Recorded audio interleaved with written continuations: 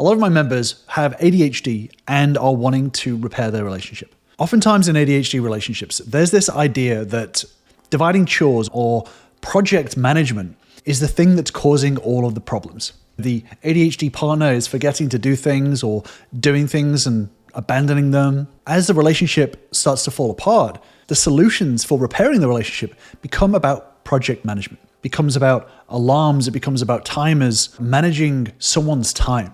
And what often happens, especially in the thousands of relationships that I've worked with, is that repairing an ADHD relationship becomes about fixing this idea of sharing tasks. So in this video, I want to break down why project management, task management is not going to save your ADHD relationship. I want to break down the myths behind what this is. And I want to talk about where to focus your energy instead. As an ADHD, I understand the challenges of ADHD relationships. There are a lot of unique quirks to the way our brains work that have an impact on day-to-day life. ADHDers live with it day after day, and a non-ADHD partner can experience it from the outside in. It can become very easy to look at the things that are causing a massive impact on the relationship. Forgetting to do chores, not cleaning up in the right way, or mismanaging your time. It's normal to look at that and see the impact it's having on the relationship. Then comes this idea that, we just need to get a shared calendar. We just need to communicate regularly about XYZ schedule, divvying up chores. Now, that obviously has some importance. It has importance as an individual and especially in a relationship. But unfortunately, managing your ADHD relationship like a business isn't going to fix it. And what I found is that so many ADHD couples are turning to project management software, Trello, Notion, Asana, Google Docs, whatever it is, to organize shared responsibilities. And I get it. On the surface, this makes sense. There's a lot of fights, arguments over who's doing what, and trying to find a structure seems like the answer. But the truth is that a more organized to-do list is not going to solve the deeper resentment that builds underneath within a relationship. So there is a certain amount of emotional labor, which is, the mental load, the cognitive load of managing a household and a relationship. And if one person is carrying it alone, this can lead to a lot of frustration, a lot of burnout, a lot of resentment. And oftentimes in ADHD relationships, one or the other partner does that. So it's not always the non-ADHD partner if it's a ADHD, non-ADHD relationship, but oftentimes in a lot of relationships, one partner can manage the household and the relationship and the other one can let it fall by the wayside. This often results in the parent-child dynamic, which I've done a much longer deep dive video on, which I'll link to up above and in the description down below. But when it becomes lopsided like this, it creates kind of a hidden battle. So when one partner is overwhelmed and feeling like they have to manage everything, this has an impact on the other partner. Oftentimes it's the ADHD partner. And they feel like no matter what they do, it's never enough. So one partner becomes the person who resents having to project manage the home, while the other one walks on eggshells, afraid of criticism, afraid of doing the wrong thing. And oftentimes it leads to them doing even less. And ultimately what happens is that neither partner feels appreciated, neither partner feels understood. And this cycle repeats, conversation after conversation, argument after argument, go round and round and round. And what happens is that this creates a negative feedback loop. And this feedback loop, it's important to acknowledge that this feedback loop involves two people. And if both people are perpetuating it, it can escalate very, very quickly. And this becomes a really destructive cycle where partners keep triggering each other, and it leads to more and more defensiveness, blame, and distance. So surface level fixes never heal deep wounds from this negative feedback loop. When it comes to trying to fix this dynamic, doing it with Trello, Asana, Google Sheets, a better app, a shared calendar, some sort of life hack that you found on TikTok or Instagram, this becomes like putting a bandage on a broken bone.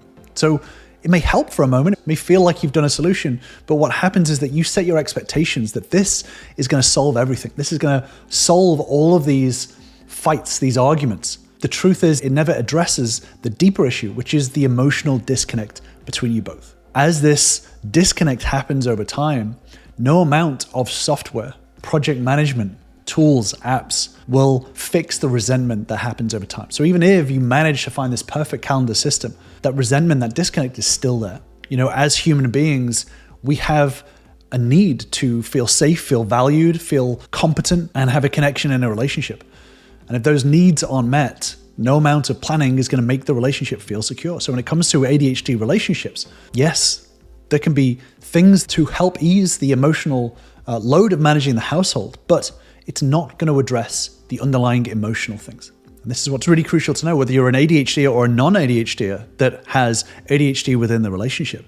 Understanding that emotions are always going to be the core of everything that you do. So if you're spending all your time focusing on chore charts, then ultimately you're never going to be repairing the emotional stress underneath everything, especially in an ADHD relationship. If you fix all of the planning, all of the time management, it's not going to ever impact the connection. It may stop fights, it may prevent fights from happening about that one specific subject, but ultimately it doesn't change your communication. It doesn't change building, growing, and repairing feelings and the emotions underneath all of that.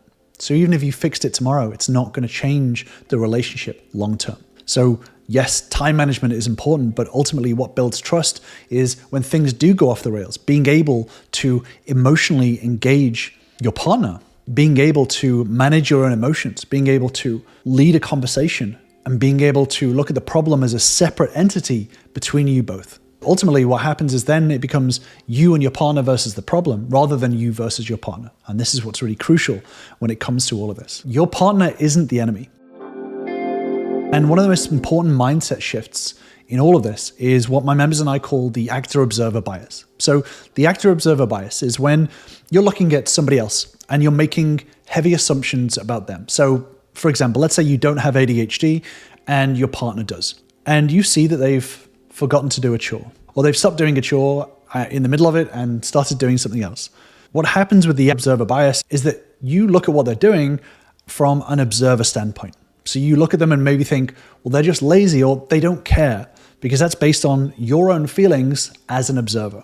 When you start to shift yourself into actor mode, when you start to put yourself into your partner's shoes and start to think like an ADHDer and understand how ADHD works, it becomes very different. It becomes a lot easier to build that empathy towards your partner and going, oh, wow, they became distracted in the middle of doing this task. Living with that day to day, that actually feels like it might be kind of stressful. I could see how I would feel so scattered and unsure of myself. Maybe that's how my partner's feeling. This shifting from observer mode into actor mode is going to be really crucial in order to emotionally engage with your partner. And this also applies to ADHDs. You know, if you think about it, let's say you'd forget a task, spend too much time hyper-focusing on one thing rather than the thing that you should be doing, and your partner comes in angry. When you're sat in observer mode, it can be very easy to be in a state of, well, I have ADHD, it's not my fault. I didn't mean to do this.